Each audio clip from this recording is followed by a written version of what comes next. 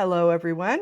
This is Cassidy Carson, and welcome to the Nevada Author Network, a collaboration between Two More Books, LLC and the Sierra Arts Foundation. And you'll notice that unlike a lot of our interviews, there are only two of us on screen today. That's because my normal co-host, JT, is our victim. JT has a new book coming out at the end of this month, Serving Salvation Book 3.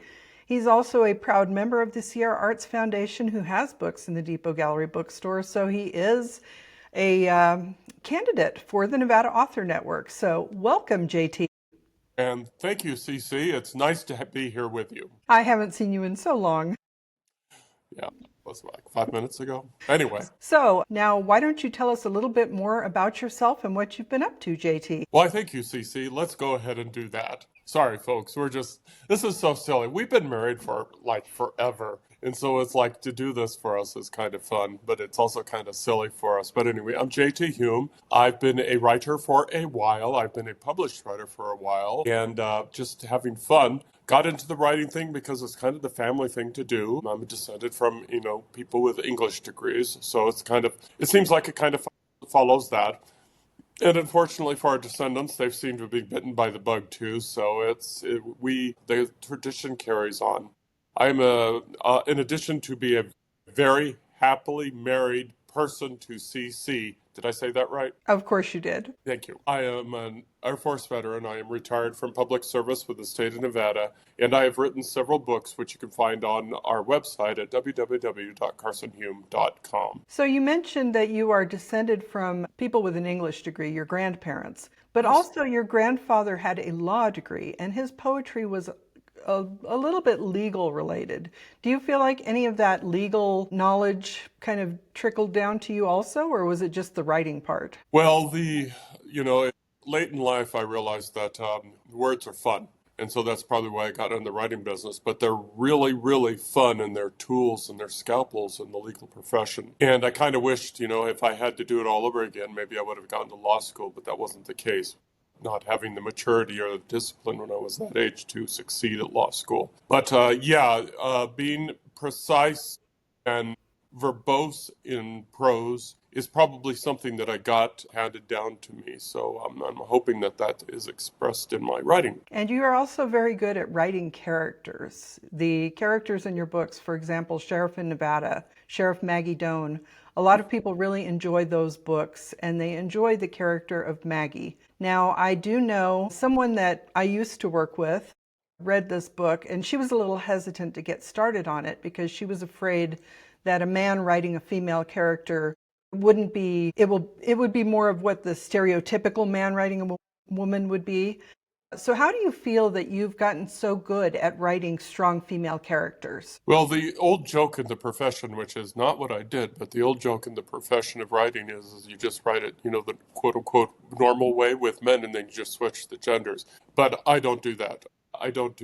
And what it is I've been very fortunate to not only was raised by very strong women, but work with very strong women throughout my career. And whether they like it or not, I was listening and learning from them, not only in their personalities, but also in the way they project themselves in leadership roles and management roles. And, I learned what not to do and what to do as a male colleague, of course, but also as a writer. And I think that's what's got into there. And, then, of course, the added benefit is all of my betas, all of my editors are all female, without exception. And so they keep me on the straight and narrow, and they call me out when I make a mistake, when I am too, I don't want to say male-oriented, but when I do make that kind of mistake.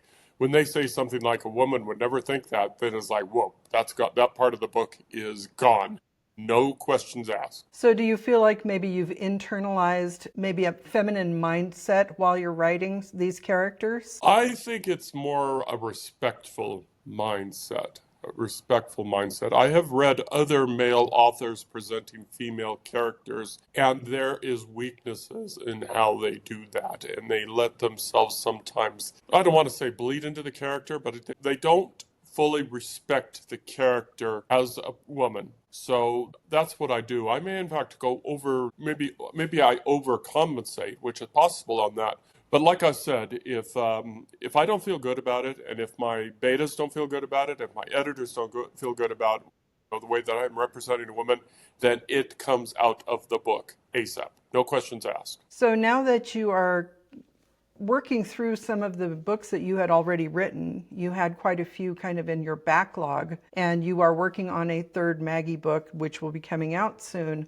Do you have any thoughts about where you might go from here? Because you've done some sci-fi, you've done some Nevada, you did a little bit of urban, I guess, with the Emma Parks series. So do you have anything that you would like to write that you haven't done yet? Well, picking a genre has always been a challenge for me because what I write is something I want to read at the time. So when I start writing it, it's because I want to read it. And so, for example, you mentioned sci-fi. Well, I finally got around to writing a sci-fi book, even though look how the camera's adapting that. that's the, that's the Serving Salvation series. And it's funny because sci-fi is actually my first love. I was raised on sci-fi, but I finally got writing sci-fi in the last 4 or 5 years. And it took a while to get there. But my other books that came first, the other books that came first, I wrote because basically I had an idea and I wanted to run with it. And so my favorite book to write is I'm going to go back and forth on that. I do like writing sci-fi because of the flexibility of it, but I also like writing about Nevada because Nevada is just so fresh and so real. And so my book, and the camera's going to do this again, but if you can see Zoe here, that book is entirely placed in Nevada, and it brings out the sagebrush and the mountains and the brown hills and everything else that is truly Nevada. I'm proud of it.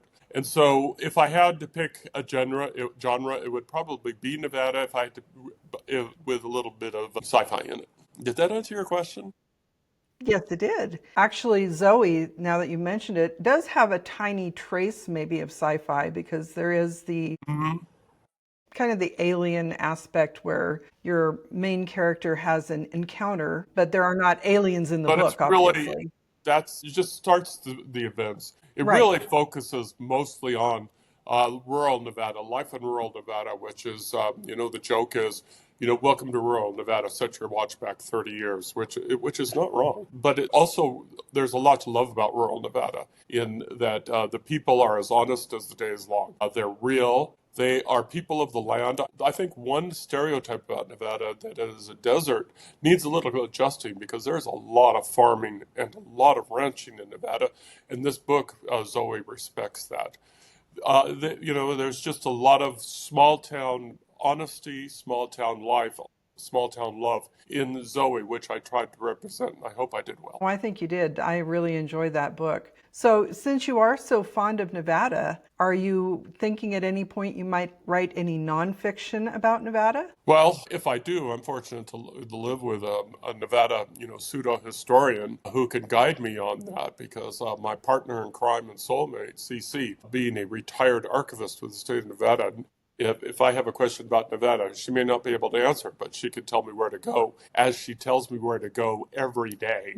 But doing nonfiction is a different kind of flex for me. I like universe building. I like world building and I'm probably the folks that have written nonfiction are probably going to slap me down for this, but to be restricted in the small box that is, nonfiction, it just doesn't quite exactly rub me the right way. I'd like skirting the edge of truth with fiction, with prose, with world building. Well, you mentioned prose. What about poetry? Have you thought of doing any poetry like your grandfather did?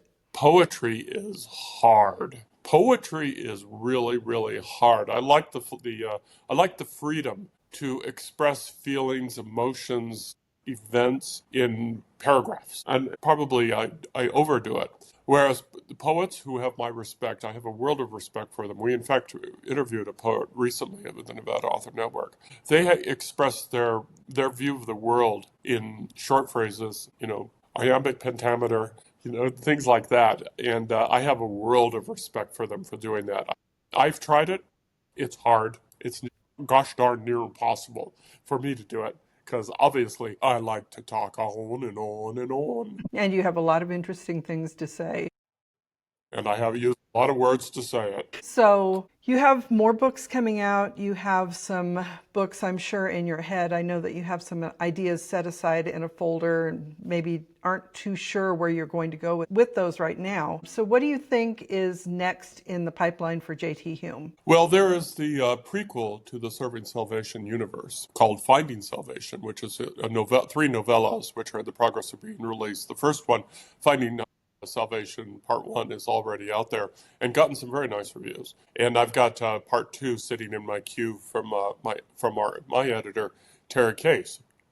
.com. So I got to get that, I got to get that over to the editors, and I got to finish up writing part 3, which is about 80% done. And I've already received hints that I should continue to write in that universe. I don't know what's next after I get these books out. As you said, the third Maggie book is on its way out. The third Salvation book is going to be released this month on August 26th. And then there's the 2 Finding Salvation novellas, and I don't know what's after that. When I look back at this time, calendar years 24 and 25, periods of great energy for me, great book writing energy for me. I can't imagine having written as many words as I've written during those 2 years. And then so 2026, I don't know. I'm gonna if lightning strikes like I did for my other books, then you'll see me hitting the road. So what is maybe one final thing that you might like to say? We've already talked about your background and your books and the possibility of future exciting projects that you don't know about yet. But what is the one thing about J.T. Hume, the author, that you would like people to know? I don't want y'all to know anything about me, but you can't seem to avoid knowing anything about me, because if you do go out to our website and you click on the CC and the JT at the top of there, you'll see all of our social media. So it's like both of us, we can't help putting ourselves out there. I just hope that people realize that writing is something you have to love to do. I know I certainly love to do it. I love, as I said, I love the world building. I love the process, not so much the editing and seeing what my poor editors have to deal with. I so feel for them. They don't get paid enough. That's not a hint, by the way. But I do love the writing. I do love feeling that when there's a story to be told, that I can tell the story, and having the flexibility and the freedom to tell that story. Even though sometimes it's like that cat inside a cardboard box metaphor, always scratching to get out. That's how writing can get for me. So I do love writing, and I'm just glad to be having the opportunity to share that experience with my favorite person in the entire world, Cassidy Carson. And I'm very happy to share it with you too. So you've already told us about your website at carsonhume.com, and of course the second website, twomorebooks.com, which is where the Nevada Author Network episodes post.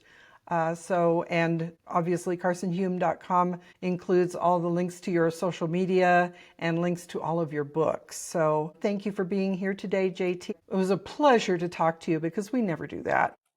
Thank you for having me, CC. I hope that we can run into each other sometime soon. Oh yeah, I don't know, maybe in the next few minutes. Yeah. But thank you again for joining us on the Nevada Author Network, a collaboration between Two More Books LLC and the Sierra Arts Foundation. And we hope that you will look back at our previous episodes. We've interviewed quite a few interesting writers. We're looking forward to interview more interesting writers in the future. They're all members of the Sierra Arts Foundation and the Sierra Arts Literary Community, and have books available in the Depot Gallery and Bookstore in Sparks, Nevada, as well as the Riverside Gallery in Reno, Nevada. So thank you again, and I hope you have a wonderful day. Bye-bye. Thank you, everybody.